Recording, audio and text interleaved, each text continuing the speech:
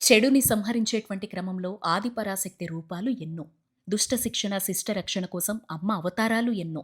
అందులో ఒకటే శుంభ నిశుంభల సైన్యాధ్యక్షులైనటువంటి చండముండల్ని సంహరించేందుకు వెలసినటువంటి చండీ అవతారం. ఆ చండీ అమ్మవారు రాక్షస సంహారం తర్వాత సేద తీరినటువంటి ప్రదేశమే హరిద్వార్‌లో నీల పర్వతాలు.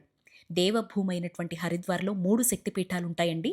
మానసాదేవి, మాయాదేవి, చండీమాత. అందులో ఒకటి చండీమాత దేవాలయం. హరిద్వార్ మస్ట్ విజిటెడ్‌లో తప్పకుండా దర్శించాల్సినటువంటి దేవాలయం. అమ్మను చేరుకోవడానికి 2 మార్గాలుంటాయి. ఒకటి మెట్ల మార్గం, రెండోది ఈ కేబుల్ కార్ ప్రయాణం.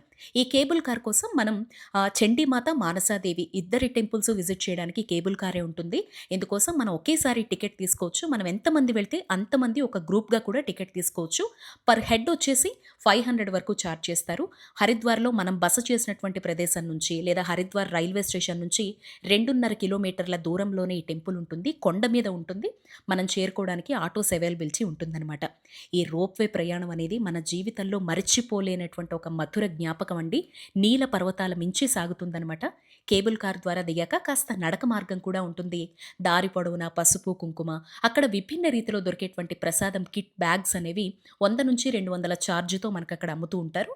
తర్వాత విసుగు లేనటువంటి క్యూ లైన్‌ల ద్వారా చక్కగా సింధూర వర్ణంలో కాంతులీనుతూ కళ ఉట్టిపడేలా చండీదేవి దర్శనమైతే మన కష్టం మొత్తాన్ని ఒక్క చూపుతో తీసేసుకుంటుంది అమ్మ దర్శనము. ఇక ఆ తర్వాత ఇక్కడ ఉత్తరాఖండ్ వాసుల కల్పవల్లి అమ్మవారు. ఏదైనా ఒక మంగళవారం అమ్మను దర్శించుకుంటే జీవితంలో తీరినటువంటి కోరికలుంటే నెరవేరుతుందని ఇక్కడి నమ్మకం. దర్శనం అవ్వగానే తిరిగి కేబుల్ కార్ ద్వారానే రోప్ వేతో కిందకి మళ్ళీ చేరుకోవాలి.